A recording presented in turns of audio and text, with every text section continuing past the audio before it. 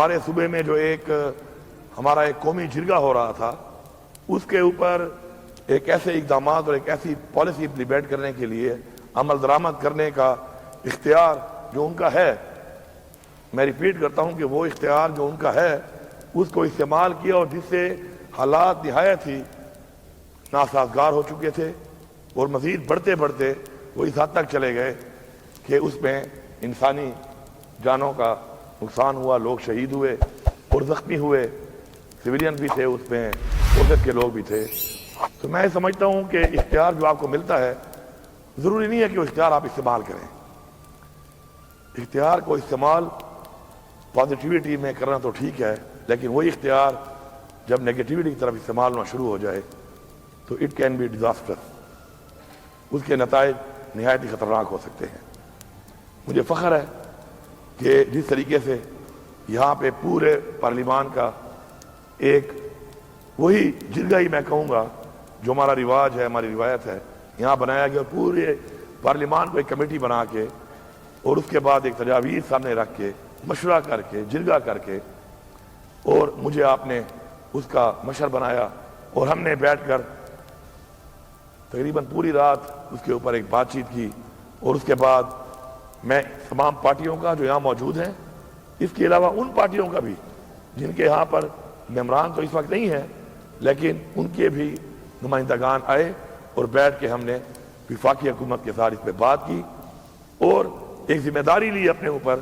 کہ ہمارے صوبے کے اندر آپ ہمیں اختیار دیں کہ ہم ذمہ داری لیتے ہیں کہ ہم اس جرگے کو خوش نصیبی سے کریں یہاں پر، اور اس سے جو تجاویز آئیں گی اس کے اوپر آگے ہم مزید بات چیت کریں گے۔ الحمدللہ 3 دن کا یہ جرگہ تھا اور وہ جرگہ اختتام پذیر ہوا، اور اس کے بعد ان کے 22 نکاتی ایک ایجنڈا جو ہے، تجاویز جو ہیں، قرارداد جو انہوں نے منظور کی، اس میں تمام سیاسی پارٹیوں کے لوگ بھی موجود تھے اور تمام اقوام کے مشران بھی ان کے اپنے جو انہوں نے آئیڈینٹیفائی کیے تھے، نامینیٹ کیے تھے، وہ بھی موجود تھے۔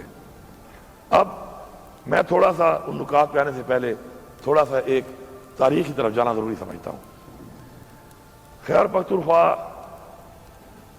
میں یہ حالات کیسے بنے؟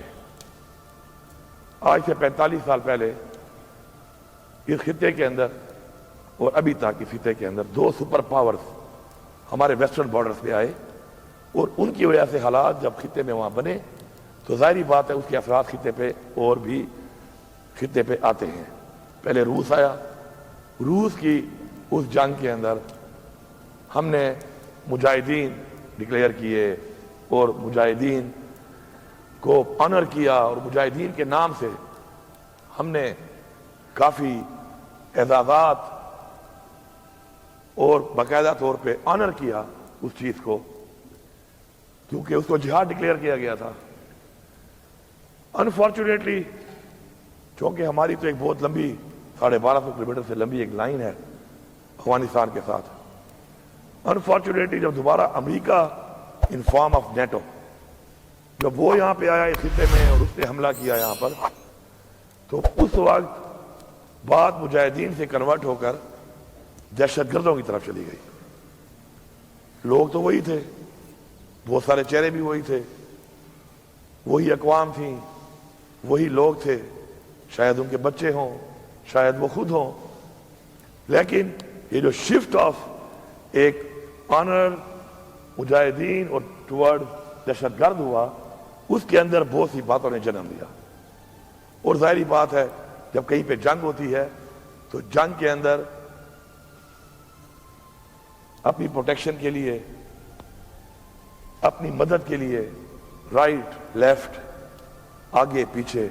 مدد بھی مانگی جاتی ہے، پروٹیکشن بھی لی جاتی ہے، پناہ بھی لی جاتی ہے، اور اس پہ ظاہری بات ہے پھر وہ چیز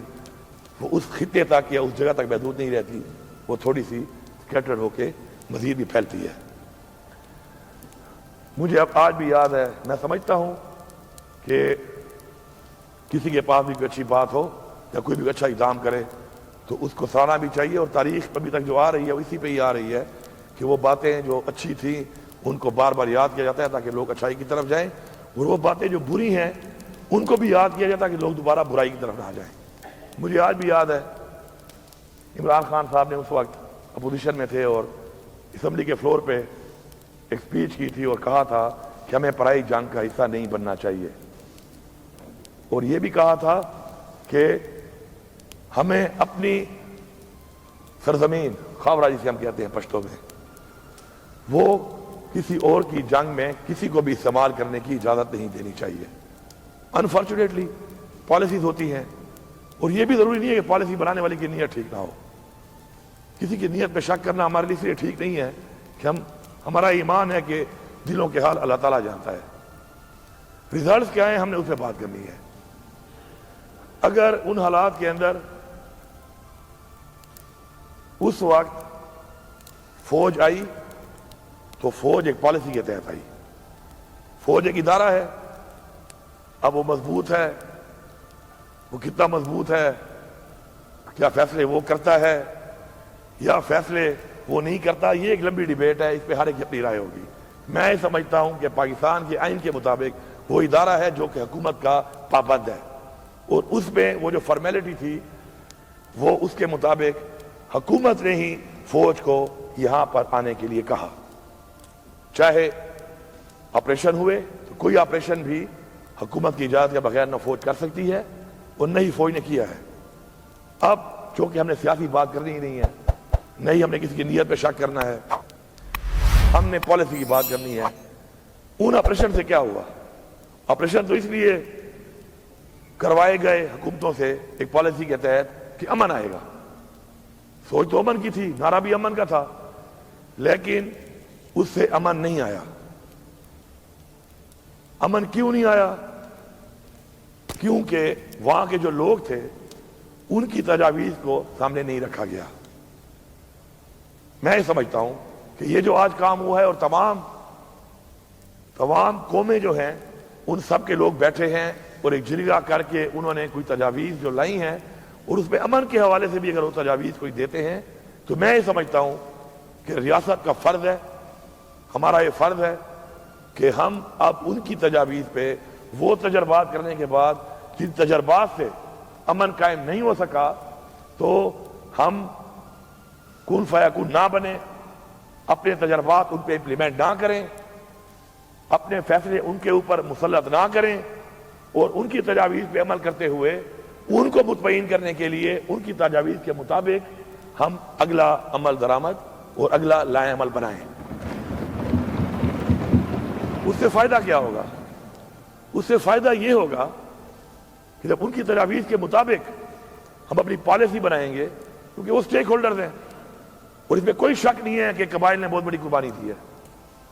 پاکستان کے لیے قبائل نے ہجرت کی ہے اور اپنا گھر بار چھوڑا ہے اپنے خاندانوں بچوں سمیت۔ یہ کوئی چھوٹی بات نہیں ہے۔ جو اس مرحلے سے گزرے ہیں ان سے آپ پوچھیں کہ اپنا گھر بار اپنا سیٹ اپ چھوڑ کے آپ ہجرت کرتے ہیں اور بے سر و سامانی کی حالت میں اپنی عزتوں کو ساتھ لے کے آپ کہیں اور جاتے ہیں تو کتنی دشواریاں ہوتی ہیں،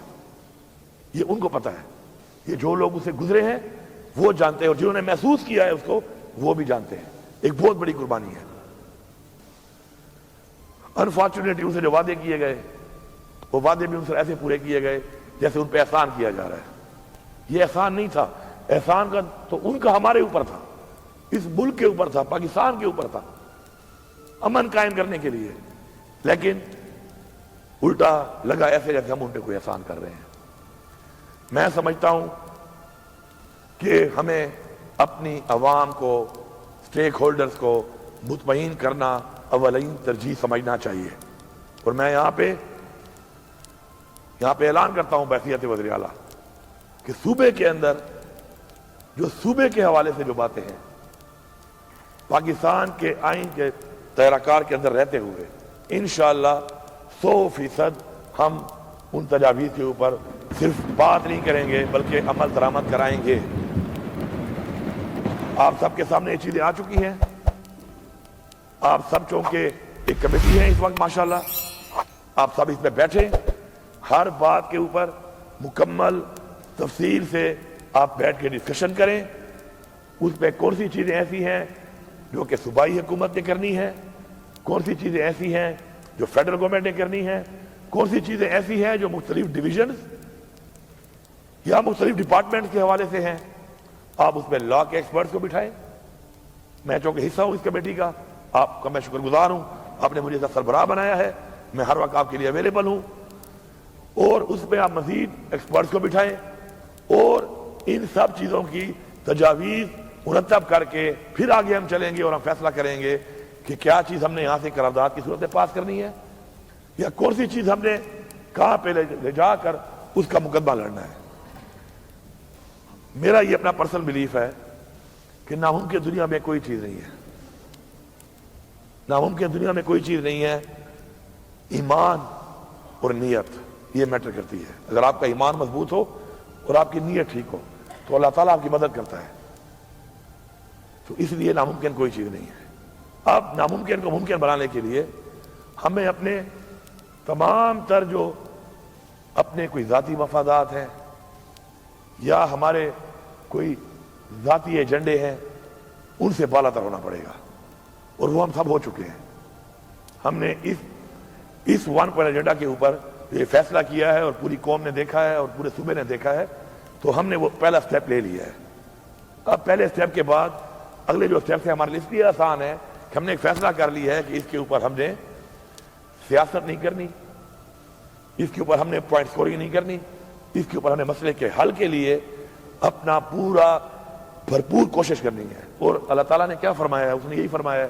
کہ آپ کوشش کرو، صلہ میں دوں گا۔ تو انشاءاللہ مجھے پورا یقین ہے اس کے اوپر کہ انشاءاللہ جس طریقے سے ہمارے لیڈر عمران خان نے، اس کے بعد پھر ایک نیٹو سپلائی کے خلاف عمران خان نے ایک یہاں پہ ایک دھرنا دیا تھا کہ جہاز چوک کے اوپر، میں نے بھی یہاں پہ رات گزاری تھی، وہاں پہ رات کو مجھے آج بھی یاد ہے، اس وقت یہاں پہ جہاز نہیں لگا ہوا تھا، اب یہ جہاز چوک بن چکا ہے، یہی جگہ تھی۔ پھر ایک وزیرستان مارچ کی جس کا ہوسٹ میں تھا،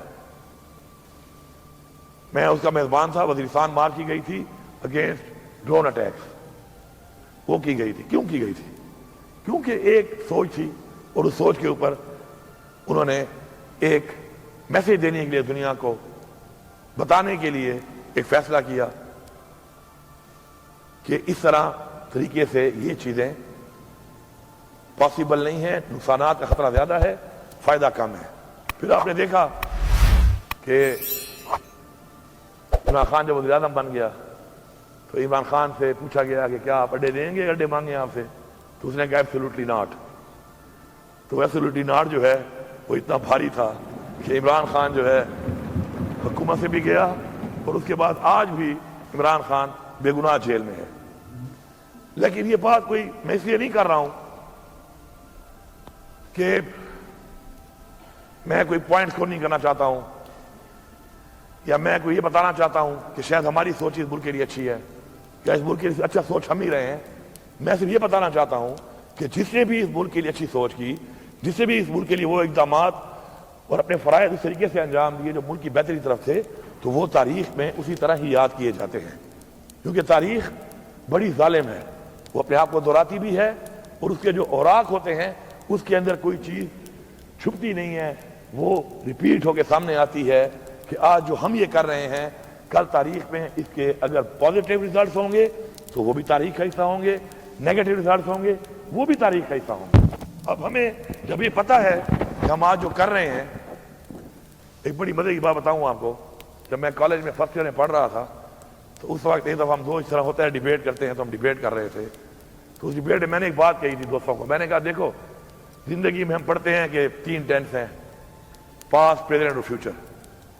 ماضی، حال اور مستقبل۔ اصل میں تو ایک ٹینس ہے، اپنا ماضی ہم خود بنا رہے ہیں۔ اس وقت جو میں یہ بات کر رہا ہوں یہ میرا ماضی بن جائے گا، بلکہ بن رہا ہے ساتھ ساتھ۔ آج سے پہلے جو میں نے کیا وہ ماضی میں نے خود بنایا ہے اپنا۔ حال یہ ہے کہ میں ہاتھ یہ ہے اور دوسرا ہاتھ میرا یہ جا رہا ہے، اس حال میں میں جا رہا ہوں، اور میرا یہ ایمان ہے کہ اگلا ایک لمحے کا لمحہ بھی مجھے پتہ نہیں ہے کہ کیا میری سانس ہوگی یا نہیں ہوگی۔ تو مستقبل آپ کے ساتھ ساتھ آپ کے حال میں جا رہا ہے۔ تو اصل میں بیسیکلی ایک ہی ٹینس ہے اور وہ ہے حال۔ اپنے حال سے ہی آپ اپنا ماضی بنا رہے ہیں اور اپنے مستقبل کو ساتھ لے کے چل رہے ہیں۔ تو ہمیں معلوم ہے اس بات کا کہ اپنا ماضی ہم خود بنا رہے ہیں اور اپنے مستقبل کی طرف بھی ہم خود ہی اپنے حال سے جا رہے ہیں، اور پھر بھی وہ ٹھیک نہ ہو تو میرے خیال میں یہ تو دنیا کے بیوقوف ترین لوگ اور بیوقوف ترین قسم کی ایک سوچ ہوگی کہ اس کے بعد بھی وہ ٹھیک نہ ہو۔ تو ہم نے اس چیز کو سامنے رکھنا ہے, ہم نے فوکس کرنا ہے اس چیز کے اوپر, اور انشاءاللہ وہ وقت دور نہیں ہے کہ جس نیت کے ساتھ, جس سوچ کے ساتھ آج ہمارے اگر نوجوان کا کوئی تفضات ہے, کوئی گلہ ہے, کوئی شکوہ ہے, اس کو دور کرنا ہمارا فرض ہے. اگر اس کی بات میں شدت ہے, اس کی بات میں تلخی ہے, کڑواہٹ ہے, اس کو ٹھیک کرنا ہمارا فرض ہے. اگر وہ کسی غلط راستے پہ جا رہا ہے, اس کو صحیح راستے پہ لگانا بھی ہمارا ہی کام ہے اور ہمارا فرض ہے. تو انشاءاللہ ہم ان سب چیزوں کے اوپر بھرپور طریقے سے ایک مفصل قسم کی اپنی ڈسکشن, ڈیبیٹ, سارا کچھ کر کے جو چیز انشاءاللہ خلاصہ لائیں گے مل کے, تو مجھے پورا یقین ہے کہ وہ ہمارے صوبے کے لیے, ہمارے صوبے کی عوام کے لیے اور پاکستان کے لیے انشاءاللہ ایک آگے کے لیے ایک بہتر پرامن, ایک بہتر ترقی یافتہ اور ایک بہتر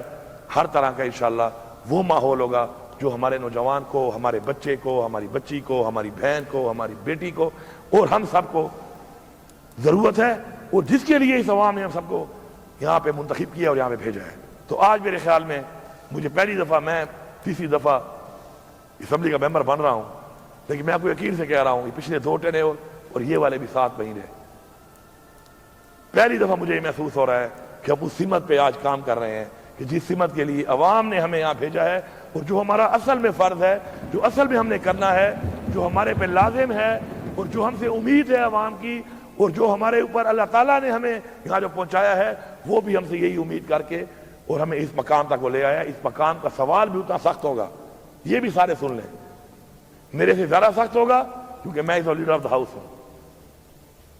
باقیوں سے تھوڑا کم ہوگا, لیکن ہوگا ضرور. اللہ تعالیٰ پوچھے گا ضرور کہ میں نے تمہیں وسائل دیے تھے, میں نے تمہیں مقام دیا تھا, میں نے تمہیں عہدہ دیا تھا, میں نے تمہیں طاقت دی تھی, تم نے میری عوام کے لیے کیا کیا.